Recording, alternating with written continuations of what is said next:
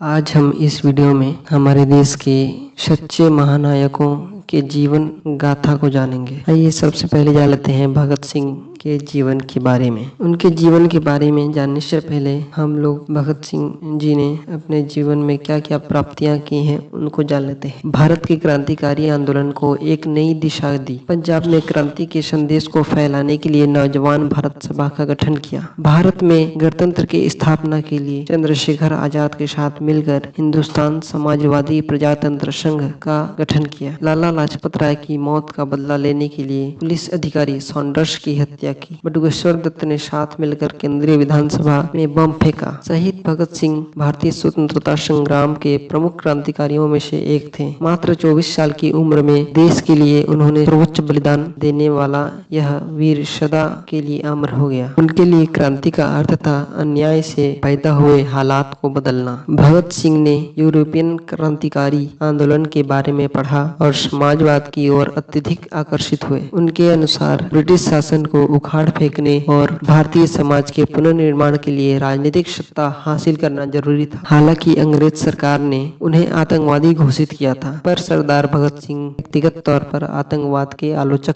थे। भगत सिंह ने भारत में क्रांतिकारी आंदोलन को एक नई दिशा दी। उनका तत्कालीन लक्ष्य ब्रिटिश साम्राज्य का विनाश करना था। अपनी दूरदर्शिता और दृढ़ इरादे जैसी विशेषता के कारण भगत सिंह को राष्ट्रीय आंदोलन के दूसरे नेताओं से हटकर थे। ऐसे समय पर जब गांधी और भारतीय राष्ट्रीय कांग्रेस ही देश की आजादी के लिए एकमात्र विकल्प थे, भगत सिंह एक नई सोच के साथ एक दूसरे विकल्प के रूप में उभर कर सामने आए। आइए भगत सिंह के प्रारंभिक जीवन के बारे में जान लेते हैं। भगत सिंह का जन्म पंजाब के नवांशहर जिले के खटकर कला गांव के एक सिख परिवार में 27 सितंबर 1907 को हुआ था। उनकी याद में अब इस जिले का नाम बदलकर शहीद भगत सिंह नगर रख दिया गया है। वह सरदार किशन सिंह और विद्यावती की तीसरी संतान थे। भगत सिंह का परिवार स्वतंत्रता संग्राम से सक्रिय रूप से जुड़ा हुआ था। उनके पिता किशन सिंह और चाचा अजीत सिंह गदर पार्टी के सदस्य थे। गदर पार्टी की स्थापना ब्रिटिश शासन को भारत से निकालने के लिए अमेरिका में हुई थी। परिवार के माहौल का युवा भगत सिंह के मस्तिष्क पर बड़ा असर हुआ और बचपन से ही उनकी नसों में देशभक्ति की भावना कूट-कूट कर भर गई। 1916 में लाहौर के डीएवी विद्यालय में पढ़ते समय युवा भगत सिंह जाने पहचाने राजनेता जैसे लाला लाजपत राय और रासबिहारी बोस के संपर्क में आए। उस समय पंजाब राजनीतिक रूप से काफी उत्तेजित था। जब जलियांवाला बाग हत्याकांड हुआ तब भगत सिंह सिर्फ 12 वर्ष के थे।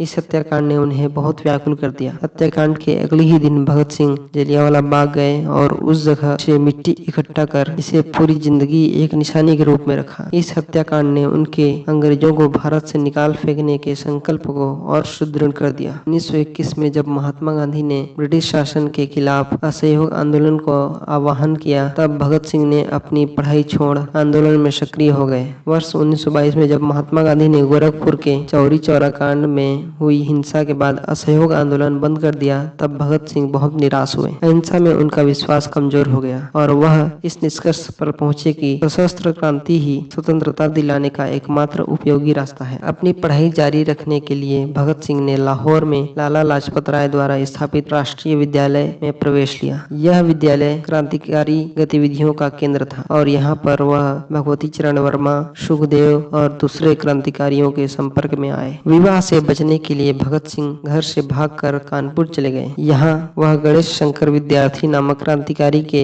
संपर्क में आए और क्रांति का प्रथम पाठ सीखा। जब उन्हें अपनी दादी माँ की बीमारी की खबर मिली तो भगत सिंह घर लौट आए। उन्होंने अपने गांव से ही अपनी क्रांतिकारी गतिविधियों को जारी रखा। वह लाहौर गए और नौजवान भारत सभा नाम से एक क्रांतिकारी संगठन बनाया। उन्होंने पंजाब में क्रांति का संदेश फैलाना शुरू किया। वर्ष 1928 में उन्होंने दिल्ली में क्रांतिकारियों की एक बैठक में हिस्सा लिया और चंद्रशेखर आजाद के संपर्क में आए। दोनों ने मिलकर हिंदुस्तान समाजवादी प्रजातंत्र संघ का संगठन किया। इसका प्रमुख उद्देश्य था सशस्त्र क्रांति के माध्यम से भारत में गणतंत्र की स्थापना करना। फरवरी 1928 में इंग्लैंड से साइमन कमीशन नामक एक आयोग भारत दौरे पर आया। उसके भारत दौरे का मुख्य उद्देश्य था भारत के लोगों की स्वायत्तता और राज्य तंत्र में भागीदारी, पर इस आयोग में कोई भी भारतीय सदस्य नहीं था, जिसके कारण साइमन कमीशन के विरोध का फैसला किया गया। लाहौर में साइमन कमीशन के खिलाफ नारेबाजी करते समय लाला लाजपत राय पर क्रूरतापूर्वक लाठीचार्ज किया गया, जिससे वह बुरी तरह से घायल हो गए और बाद में उन्होंने दम तोड़ दिया। भगत सिंह ने लाला लाजपत राय की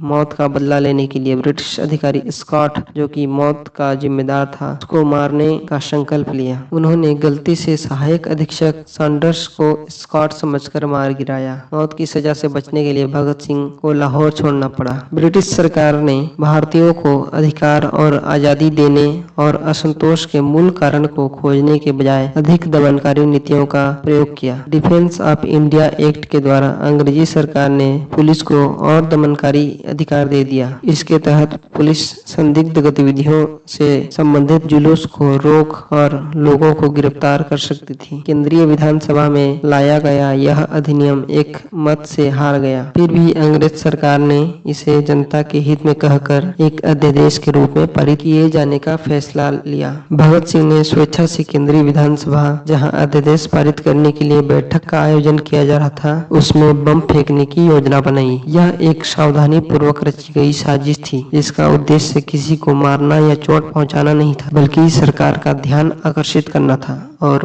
उनको यह दिखाना था कि उनके दमन के तरीकों को और अधिक सहन नहीं किया जाएगा। 8 अप्रैल 1929 को भगत सिंह और बटुकेश्वर दत्त ने केंद्रीय विधानसभा सत्र के दौरान विधानसभा भवन में बम फेंका। बम से किसी को भी नुकसान नहीं पहुंचा। उन्होंने घटना स्थल से भागने के बजाय जानबूझकर गिरफ्तारी दे दी। अपनी सुनवाई के दौरान भगत सिंह ने किसी भी बचाव पक्ष के वकील को नियुक्त करने से मना कर दिया। जेल में उन्होंने जेल अधिकारियों द्वारा साथी राजनीतिक कैदियों पर हो रहे अमानवीय व्यवहार के विरोध में भूख हड़ताल की। 7 अक्टूबर 1930 को भगत सिंह, सुखदेव और राजगुरु को विशेष न्यायालय द्वारा मौत की सजा सुनाई गई। भारत के तमाम राजनीतिक नेताओं द्वारा अत्यधिक दबाव और कई अपीलों के बावजूद भगत सिंह और उनके साथियों को 23 मार्च 1931 को प्रातः काल फांसी दे दी गई और इस प्रकार भगत सिंह, सुखदेव और राजगुरु ने बहुत ही कम उम्र में अपने देश के लिए सर्वोच्च बलिदान दिया। ये हम एक और महानायक के बारे में जानते हैं, जिनका नाम चंद्रशेखर आजाद था। इनके जीवन कथा के बारे में जानने से पहले इनके कुछ उपलब्धियों को जान लेते हैं। चंद्रशेखर आजाद के नेतृत्व में भारतीय क्रांतिकारी काकोरी ट्रेन डकैती 1926 में किया गया था। वायसराय की ट्रेन को उड़ाने का प्रयास 1926 में किया गया। लाला लाजपत राय की मौत का बदला लेने के लिए सैंडर्स पर गोलीबारी की योजना 1928 में इन्हीं के द्वारा बनाई गई थी। भगत सिंह, सुखदेव और राजगुरु के साथ मिलकर हिंदुस्तान समाजवादी प्रजातंत्र का गठन किया। चंद्रशेखर आजाद एक महान भारतीय क्रांतिकारी थे। उनकी उग्र देशभक्ति और साहस ने उनकी पीढ़ी के लोगों को स्वतंत्रता संग्राम में भाग लेने के लिए प्रेरित किया। चंद्रशेखर आजाद भगत सिंह के सलाहकार और एक महान स्वतंत्रता सेनानी थे और भगत सिंह के साथ उन्हें भारत के सबसे महान क्रांतिकारियों में से एक माना जाता है। आइए जानते हैं चंद्रशेखर आजाद के प्रारंभिक जीवन के बारे में। चंद्रशेखर आजाद का जन्म 23 अगस्त 1906 को उत्तर प्रदेश के उन्नाव जिले के बदर गांव में हुआ था। उनके पिता पंडित सीताराम तिवारी और माता जगरानी थी। पंडित सीताराम तिवारी तत्कालीन अलीराजपुर की रियासत में सेवारत थे और चंद्रशेखर आजाद का बचपन भावरा गांव में बीता। उनकी माता जगरानी देवी की जिद के कारण चंद्रशेखर आजाद को काशी विद्यापीठ में संस्कृत अध्ययन हेतु बनारस जाना पड़ा। चंद्रशेखर आजाद 1919 में अमृतसर में हुए जलियांवाला बाग हत्याकांड से बहुत आहत और परेशान हुए। सन 1921 में जब महात्मा गांधी ने असहयोग आंदोलन की शुरुआत की, तब चंद्रशेखर आजाद ने इस क्रांतिकारी गतिविधियों में सक्रिय रूप से भाग लिया। उन्हें 15 साल की उम्र में ही पहली सजा मिली। चंद्रशेखर आजाद को क्रांतिकारी गतिविधियों में भाग लेने के लिए पकड़ा गया। जब मजिस्ट्रेट ने उनसे उनका नाम पूछा तो उन्होंने अपना नाम आजाद बताया। चंद्रशेखर आजाद को 15 कोड़ों की सजा सुनाई गई। चाबुक के हर एक प्रहार पर युवा चंद्रशेखर भारत माता की जय चिल्लाते थे। तब से चंद्रशेखर को आजाद की उपाधि प्राप्त हुई और वह आजाद के नाम से विख्यात हो गए। स्वतंत्रता आंदोलन में कार्यरत चंद्रशेखर आजाद ने कसम खाई थी कि वह ब्रिटिश अधिकारी के हाथों कभी भी गिरफ्तार नहीं होंगे और आजादी की मौत मरेंगे। असहयोग आंदोलन के स्थगित होने के बाद चंद्रशेखर आजाद और अधिक आक्रामक और क्रांतिकारी आदर्शों की ओर आकर्षित हुए। उन्होंने किसी भी कीमत पर देश को आजादी दिलाने के लिए खुद को प्रतिबद्ध किया। चंद्रशेखर आजाद ने अपने सहयोगियों के साथ मिलकर ऐसे ब्रिटिश अधिकारियों को निशाना बनाया जो सामान्य लोगों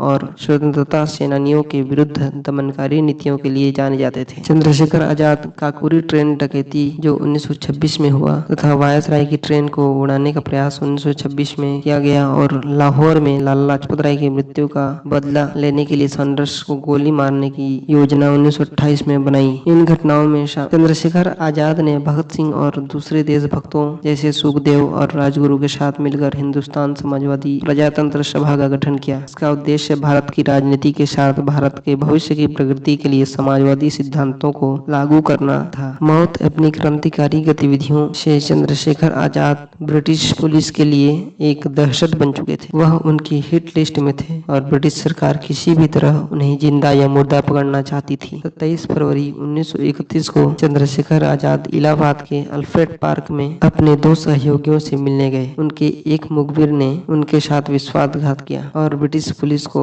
इसकी सूचना दे दी। पुलिस ने पार्क को चारों ओर से घेर लिया और चंद्रशेखर आजाद को आत्मसमर्पण करने का आदेश दिया। चंद्रशेखर आजाद ने अकेले ही वीरता पूर्वक लड़ते हुए 3 पुलिस वालों को मार गिराया, लेकिन जब उन्होंने स्वयं को घिरा हुआ पाया और बस निकलने का कोई रास्ता प्रतीत नहीं हुआ तो भारत माता के इस वीर सपूत ने स्वयं को गोली मार ली। इस प्रकार उन्होंने कभी जिंदा न पकड़े जाने की अपनी प्रतिज्ञा का पालन किया और उनका नाम देश के बड़े क्रांतिकारियों में शुमार हो गया और उनका सर्वोच्च बलिदान देश के युवाओं को सदैव प्रेरित करता रहेगा। और इस प्रकार चंद्रशेखर आजाद जी ने अपना सर्वोच्च बलिदान दिया।